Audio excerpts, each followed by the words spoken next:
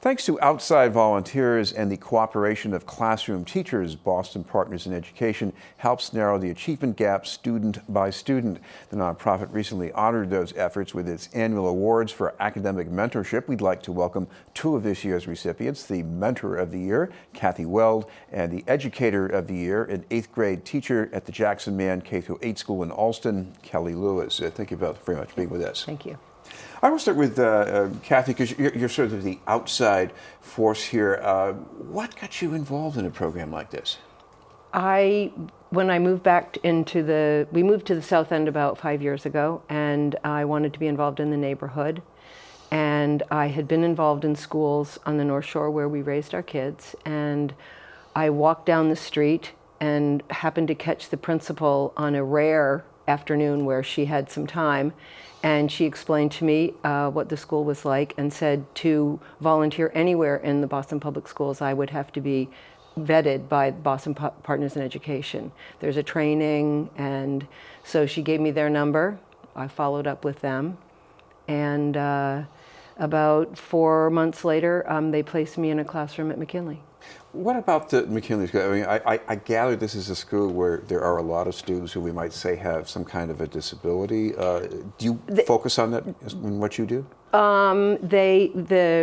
They have individual education plans, and so that can be anything from needing extra time on a test to, sort of having trouble sitting still. It's not necessarily an intellectual disability.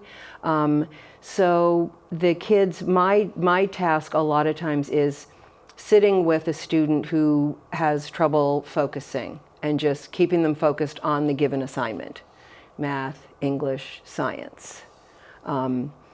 So I'm an extra pair of hands in the class. Kelly, you teach 8th graders. Anybody who teaches 8th graders has their hand full just for that reason. Why do you need a mentor to help you? I mean, there's so much that goes on, in a day, in a class, period. And usually it's like 50 minutes we have class, and there's like 25 kids. So you physically can't get to them all and give them the time that they need or address the issues that come up. So it's super helpful to have mentors come in and be that person that students can then go to with questions. What does a mentor do exactly with these students? I mean, are they actually in the classroom, Oh, yeah, sort of absolutely. huddling while you're teaching the other kids? So yeah, I mean, for my classes, I teach 6th, 7th, and 8th.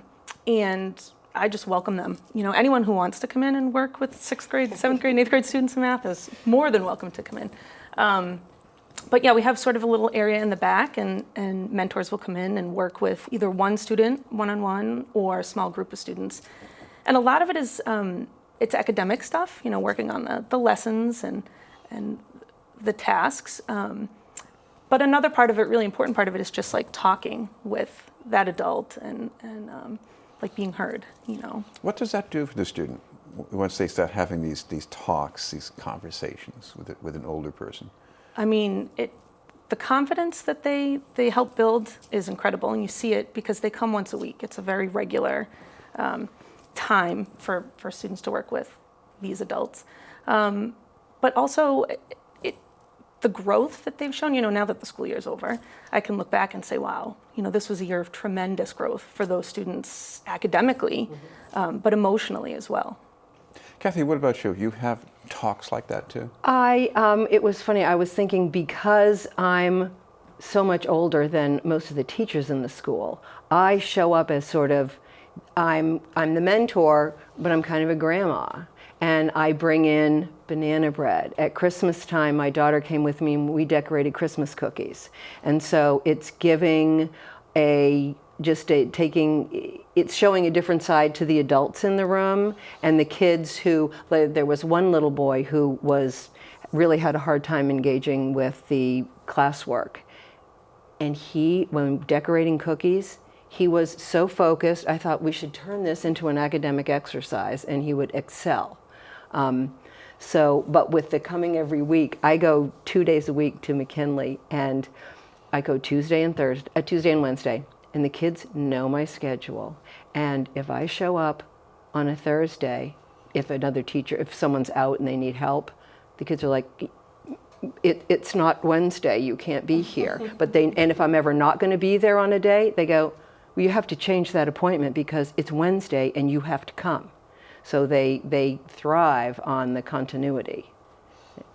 This is BNN News, and we're talking with Kathy Weld, a mentor with Boston Partners in Education, and Kelly Lewis, a teacher from the Jackson Man School.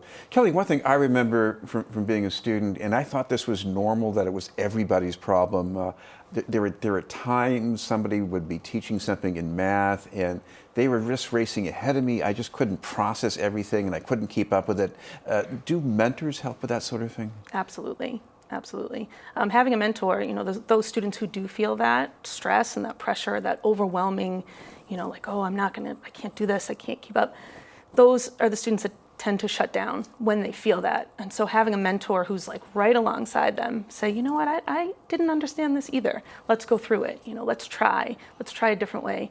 It really builds their confidence, and it helps with that overwhelming, helps to subside. Kathy, another thing that must go through kids' heads sometimes is that they get a message from somewhere outside that they're not normal, that they're underachievers. I'm sure you've been confronted with that. How do you deal with that? For me, when they're like, no, I can't do this, I often refer to my own children. I say, when my son was your age, he couldn't do half of what you're doing. Really? And what's he doing now? He's a teacher in LA. Oh. And I try to, bring my own experience with it, and also I'll say there's been a few times where a student just shuts down. So I'll take the math worksheet and I'll say, oh, wait a minute, I think I'm getting this, no, but I'm not quite sure. And then like a little head looks over and says, well, did you try doing this? And I go, I don't think that's going to work. And then they come in because they think they're helping me. And then we work together and usually can get the answer. Kelly, you have quite a mix of students. Some of them are learning English because they're from another country, or their parents are. You have other students who have some disabilities. You have to make them all feel included. What's that like for you every day, having to do that? It's a juggling act. It's a very short time you have them for math, and they have such diverse needs. So you really have to find a way to kind of come right there in the middle and have all of the students kind of meet you, where you are, so that then I can meet them where they're at. And the mentors, I can't say it enough, really help me, with that balancing and that juggling game, because I know if I didn't get to it today, with this student, I know that there's a mentor coming in 2 days, and all I have to do is shoot off an email. Look, we didn't get to fractions today, and I know that it will be covered, so it alleviates the stress on me as well. Okay, thank you both very much, Kelly Lewis and Kathy Weld. Thank you. We'll have more news in just a moment.